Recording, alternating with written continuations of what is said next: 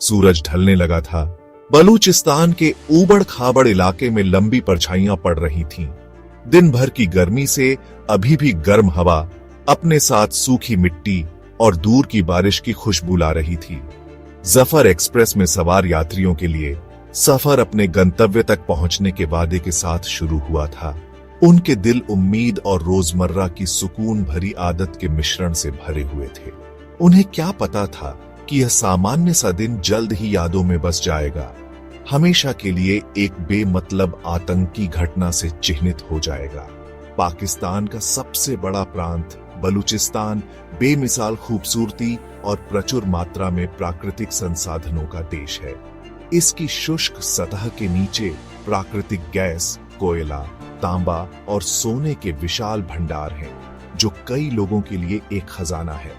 फिर भी अपने धन के बावजूद बलूचिस्तान पाकिस्तान के सबसे कम विकसित क्षेत्रों में से एक है, जहां के लोग गरीबी, बुनियादी ढांचे की कमी और शिक्षा और स्वास्थ्य सेवाओं तक सीमित पहुंच से जूझ रहे हैं। बलूचिस्तान के प्राकृतिक धन और उसके लोगों की गरीबी के बीच यह असमानता लंबे समय से नाराजगी और अशांति का कारण रही है। बलूचिस्तान के लोग, मुख्य रूप से बलूच और पश्तून, ने ऐतिहासिक रूप से केंद्र सरकार द्वारा हाशिए पर और शोषित महसूस किया है। उनकी आवाजों को दबाया गया है, उनकी शिकायतों को नजरअंदाज किया गया है। प्रांतीय राजधानी क्वेटा को हलचल भरे महानगर पेशावर से जोड़ने वाली जीवन रेखा जफर एक्सप्रेस अपनी निर्धारित यात्रा पर निकल पड़ी। इसमें हर वर्ग के लोग सवार थे। अपनों से मिलने के बाद घर लौटने वाले परिवार, अपना सामान ले जा रहे व्यापारी, अपनी पढ़ाई पर लौटने के लिए उत्सुक छात्र। जैसे ही ट्रेन उजाड़ परिदृश्य से गुजरी, पटरियों पर पहियों की लयबद्ध आवाज गुजरते हुए दृश्यों के लिए एक सुखदायक संगीत प्रदान करती थी। यात्रियों को पता नहीं था कि खतरा परछाई में छिपा है। भारी हथियारों से लैस आतंकवादियों का एक समूह घात लगाए बैठे थे। वे बलूचिस्तान लिबरेशन आर्मी के सदस्य थे। उनका लक्ष्य यात्रा को बाधित करना और अवज्ञा का संदेश भेजना था। एक संदेश जो निर्दोष नागरिकों के खून से लिखा गया था। जैसे ही ट्रेन बुलंदशहर के पास पहुंची, आतंकवादियों ने हमला कर दिया। एक विस्फोट से कई डिब्बे पटरी से उतर गए। गोलियों की बौछार से शांत परिदृश्य अराजकता में बदल गया। 1970 के दशक में स्थापित बीएलए ने पाकिस्तानी राज्य के खिलाफ एक लंबा और खूनी विद्रोह छेड़ा है। उनका घोषित लक्ष्य एक स्वतंत्र बलूचिस्तान का निर्माण है, जो पाकिस्तानी सरकार के दमनकारी शासन से मुक्त है। वर्षों से बीएलए सुरक्षा बलों, सरकारी प्रतिष्ठानों और नागरिकों को निशाना बनाने वाले कई हमलों के लिए जिम्मेदार रहा है। समूह की रणनीति अक्सर क्रूर और अंधाधुंध होती है, जिसका उद्देश्य भय पैदा करना और सरकार के अधिकार को कमजोर करना होता है। उन पर बम विस्फोट, अपहरण और हत्याओं का आरोप लगाया गया है, जिससे उनके पीछे मौत और विनाश का निशान छूट गया है। पाकिस्तानी सरकार ने बीएलए को एक आतंकवादी संगठन घोषित किया है। उस पर शत्रुतापूर्ण विदेशी ताकतों के लिए छद्म सेना होने का आरोप लगाया है। बीएलए की विचारधारा ऐतिहासिक शिकायतों, जातीय राष्ट्रवाद और आर्थिक हाशिए पर रहने के एक जटिल जाल में निहित है।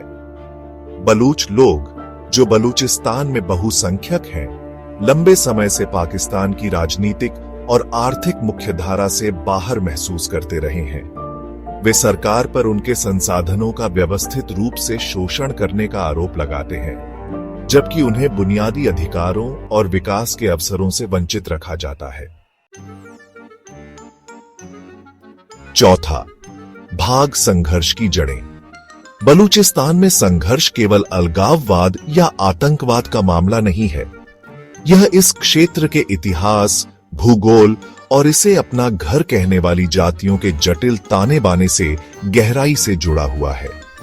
बलूचिस्तान की रणनीतिक स्थिति, जो अफगानिस्तान और ईरान की सीमा से लगती है, ने इसे भू राजनीतिक प्रतिद्वंद्विता का केंद्र बिंदु बना दिया है, जिसमें बाहरी ताकतों पर अक्सर अशांति की आग को हवा देने का आरोप लगाया जाता है।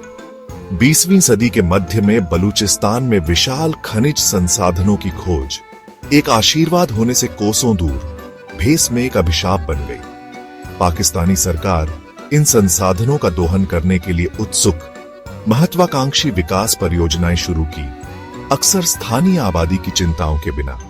बांधों, पाइपलाइनों और सैन्य ठिकानों के निर्माण ने समुदायों को विस्थापित कर दिया, पारंपरिक आजीविका को नष्ट कर दिया और पर्यावरणीय क्षरण को बढ़ा दिया, जिससे बलूच लोग और भी अलग थलग पड़ गए। विद्रोह के प्रति पाकिस्तानी सरकार की प्रतिक्रिया मुख्य रूप से सैन्य बल पर निर्भर एक सख्त दृष्टिकोण की विशेषता रही है, जबकि सुरक्षा अभियानों ने कुछ आतंकवादी नेताओं को बेअसर करने और उनके नेटवर्क को बाधित करने में सफलता प्राप्त की है।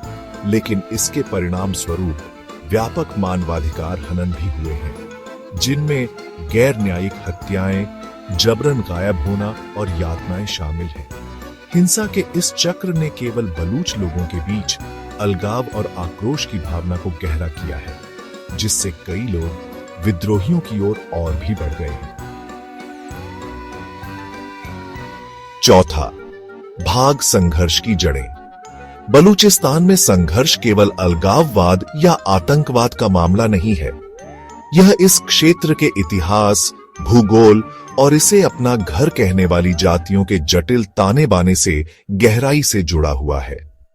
बलूचिस्तान की रणनीतिक स्थिति, जो अफगानिस्तान और ईरान की सीमा से लगती है, ने इसे भू राजनीतिक प्रतिद्वंद्विता का केंद्र बिंदु बना दिया है, जिसमें बाहरी ताकतों पर अक्सर अशांति की आग को हवा देने का आरोप लगाया जाता है।